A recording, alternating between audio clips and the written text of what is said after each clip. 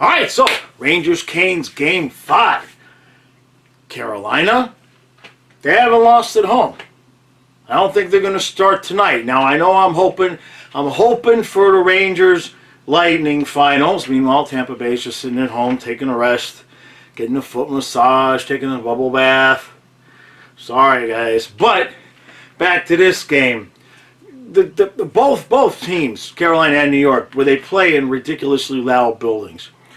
I'm struggling to see how one of these teams is going to lose a home game.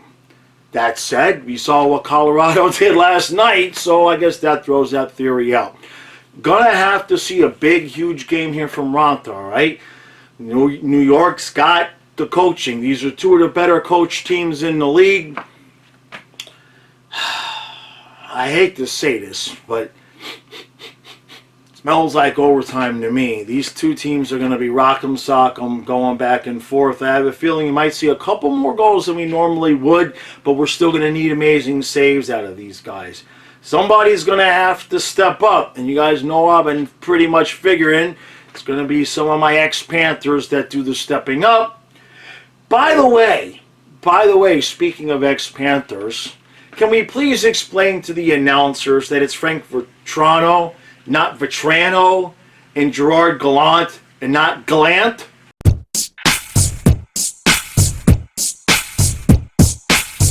All right, 1-1 after 1. What a nice period of hockey. So, everything is going along nice and easy daisy, easy goes it, whatever the saying is, that's what it was doing.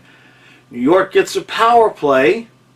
Jacob Trouba plays the role of Mackenzie Weegar, tries to stick handle through two people, loses the puck. Here comes Stahl and Trocheck chopping wood like George Lutz, puts the puck in the back of the net, and they get a shorthanded goal, and it's 1-0. Rangers finally get another power play not too long after Zibanejad. I said his name right. I'm in shock, right? He gets a power play goal. The game is tied. That was keyed by the Rangers winning a face-off. Beat Stahl.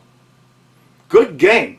Good goaltending. Both goals were pretty much just high-quality scoring chances. Both goalies, you always have a chance to stop the puck, but this is going to be a good one. I'm sticking to my overtime prediction on it. We might be here a while. We're certainly missing, well, I guess we were already going to miss the beginning of Calgary and Edmonton, but we could miss some of that game.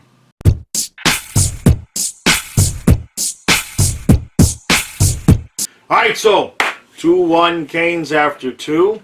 They just flashed up the graphic. The Canes are 5-0 this postseason when leading after 2. So good luck to you, New York. But that as soon as they put up that graphic, that pretty much guarantees this is at least going to go to overtime and might lead to a Ranger victory. Now, my apologies, you Ranger fans. I said that my ex-Panthers would have something to do with the outcome. And wouldn't you know it, Frank Vetrano takes a not-so-great hooking call.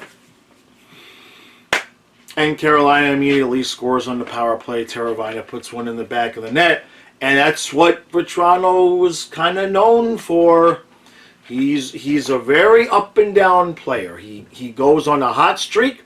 And then when he's on the downslide from that hot streak, he tends to take stupid penalties. Even if they're not, they're avoidable penalties. We'll just put it that way. So I'm sticking with my overtime prediction. This feels like, I think we could see something similar to what we saw last night in Colorado.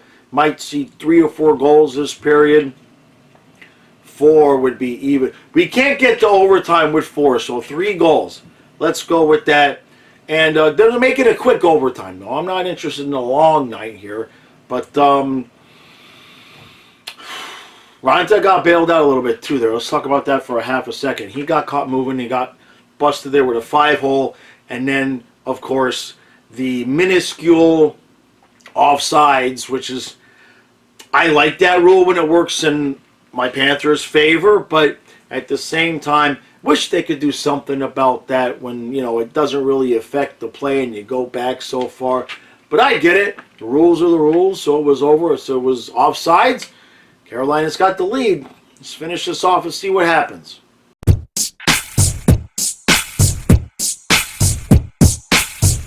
Well, they didn't score 3 goals, and we're not in overtime. Carolina wins it 3-1. Obviously, nobody's really shocked. The home team won again. Wasn't overly impressed with the Rangers' third period. I kind of got the feeling like they weren't playing as hard and fast as they would have if it was an elimination game. You know, and because it wasn't an elimination game, so obviously it makes sense. But I expected more out of them in the third period. They didn't look all that energetic. So, and you also got to give credit to Ranta. He's played, you know, they were talking about on the broadcast, he's been a backup, right? All of a sudden here he is in the playoffs trying to get to the Eastern Conference Finals, and he's playing well. I mean, there's no way around it. He gave up 1, and he's made he made a few saves. Obviously, he did get the 1 that was called back, but at the same point, he's making the saves when they need it, keeping the team in the game, and Carolina's just getting just enough offense. Shesterkin got beat 5-hole on the move, and we got to go back to New York, right? Now we're going back to New York. Okay, so can Carolina win on the road? Because they haven't yet either. So the assumption, to me, I feel like this isn't a big surprise. I think the Rangers are going to win in New York. We're going to have a Game 7. And that's the game where I'm really, really interested to see what happens, obviously, in the sense that I just feel like the Rangers could step up and take that game. I feel like they're getting close. And, you know, Gallant's a good coach. If anybody could figure out a way to do it, I have faith in that guy. Still, Brendan Morris, the same thing. It's a beautiful series. This has got to go 7 games. These two teams are too well matched, too even. Even though Shesterkin obviously is what you would consider the better goaltender, that wasn't the case tonight. So, and they said Carolina, I believe, is 9-0 when they have a 3-2 series lead. That's Rangers have their work cut out for them. I'm really hoping for Rangers Tampa, like I said, because Stu and I would be rooting for different teams. That would make the reviews kind of fun. Other than that, this was a good game. I was hoping. I tried to push it along. I tried to make it like last night. I wanted to see some fireworks here in the third period. Didn't happen. Last night was just so damn exciting. I was ready to see it again. So maybe the Flames and Oilers would give it to us. They're getting ready to start here in a few minutes. So, all right, if you're new to the channel, I'm a Florida Panther video guy. I've been doing it for 6 years now. Doing NHL content now. That started this season, and obviously now with the playoffs, there's probably people finding me for the first time. So in case you're wondering, you know, it's a if you don't know who I am, it's a confusing setup, right? The Panthers flag and Larry Zonka and Kermit the Frog. It's not the typical hockey setup. So I grasp that. So hit that subscribe button, check out the channel. It's a lot of fun. We have a lot of fun here. We don't take anything too seriously unless it's Mackenzie Weegar or Sergei Bobrovsky. Then we get really serious around here. I'm telling you, it'll happen. So, all right. Appreciate all the support. I see you guys.